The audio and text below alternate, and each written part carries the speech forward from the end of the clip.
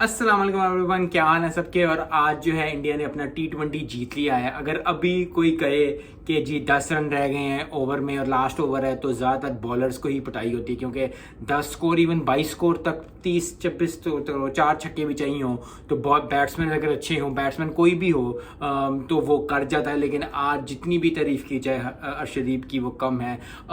Defend किए 10 score और ज़बरदस्त। मुझे आज ये मैच देख के वो एशिया कप का फाइनल था या सेमीफाइनल था जिसमें इजाज चीमा एक पाकिस्तान का प्लेयर था, उसने डिफेंड किए थे बहुत कम स्कोर, या जिस तरह अक्सर मैचेस में होता है। लेकिन बहुत ज़बरदस्त परफॉर्मेंस इंडिया की ओवरऑल रही है। आई थिंक फाइनल हारने के बाद और ओडीआई का फाइनल जब हारते हैं तो टीम पे इंडिविजुअल्स पे इस तरह की चीज़ें आती हैं कि उनके दिमाग में क्रिएट होता है, क्योंकि बहुत अच्छी टीम थी ओडीआई की, लेकिन फाइनल हारना, वो भी वर्ल्ड कप का हारना और अपने मुल्क में हारना, it takes a lot of toll on everybody.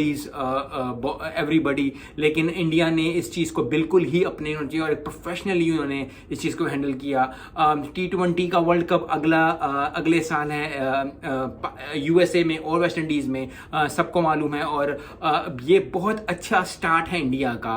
Australia ने भी कुछ अच्छी इनिंग्स खेली, उनके प्लेयर्स ने अच्छी खेली, मैक्सवेल ने ठीक ठाक फेंटा लगाया एक मैच में। लेकिन ओवरऑल अगर बात की जाए तो इंडिया की बॉलिंग भी चली, बैटिंग भी चली, फील्डिंग तो अच्छी थी। सो आई थिंक ओवरऑल बहुत अच्छा स्टार्ट है ये, क्योंकि ये इंडिया ऑस्ट्रेलिया का पहला T20 सीरीज था वर्ल्ड कप के बाद, और अब जो है वो सीरीज स्टार्ट होंगी और ये T20 ज़्यादा teams T20 he खेलेंगी। So I hope के आने वाले दिनों में जिस तरह अभी इंडिया ने परफॉर्म किया है तो मुझे फिर लग रहा है कि सेमीफाइनल या फाइनल तक T20 के में पहुंचेंगे इंडिया, क्योंकि इट्स अ वेरी कभी नहीं यूएसए में हुआ, कभी वेस्ट इंडीज़ में, आई थिंक वेस्ट इंडीज़ में हुआ है। लेकिन अभी भी पिचेस थोड़ा सा डिफ़िकल्ट होती हैं एशिया के मुताबिक। यहाँ अगर साउथ अफ्रीका में, इंग्लैंड में हो, वेस्ट इंडीज़ की जो है विकेट्स वो काफ़ी मुश्किल नहीं मैं कहूँगा, लेकिन थोड़ी डिफरेंट होती हैं एशिया से। यहाँ अगर आप ऑस्ट्रेलिया या इंग्लैंड खेलो तो आई होप कि बहुत अच्छा कॉन्फिडेंस आया होगा अर्शदीप को भी। और आई थिंक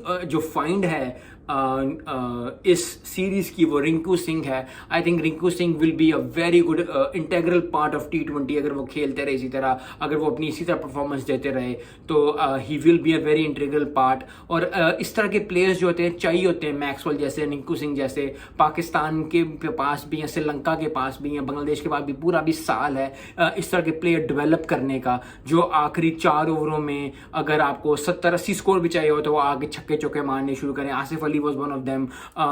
लेकिन अभी भी पाकिस्तान की टीम के पास, इंडिया की टीम के पास, ऑस्ट्रेलिया की टीम के पास, श्रीलंका की टीम के पास, इंग्लैंड की टीम के पास, इन सब के पास बहुत ज़्यादा चांस है कि पूरा 6-7 महीने हैं। आई थिंक जून जुलाई अगस्त में है अगला वर्ल्ड कप T20 का, तो इनके पास बहुत ज़्यादा चांस है कि 6-7 महीने हैं, अच्छी टीम प्रिपेयर हो सकती है। क्योंकि ओवरऑल अगर ODI और T20 बहुत डिफरेंट है, लेकिन पाकिस्तान टीम ने इतना अच्छा जो नहीं किया था, प्ले किया था। तो मैं चाहता हूं कि नेक्स्ट T20 में जो है पाकिस्तान अच्छा खेले। इंग्लैंड ने अच्छा परफॉर्म नहीं किया, इंग्लैंड अच्छा खेले, क्योंकि जब बहुत टीम्स अच्छे खेलती हैं तो ओवरऑल परफॉर्मेंस बहुत अच्छी होती है और फिर जो व्यूअरशिप होती है उसको मज़ा आता है। जो व्यूअर्स को, जो लोग देख रहे थे जैसे मैं, आप, हम सब हैं उनको बहुत मज़ा आता है। और मज़ा होने के साथ साथ जो है वो क्रिकेट की चाह बढ़ती है, और इसी तरह ही फिर जो प्लेयर्स भी हैं वो मोटिवेट होते हैं और बाकी सारी जो है ज़्यादा से ज़्यादा क्रिकेट लोग देखते हैं। मिलते हैं नेक्स्ट वीडियो में।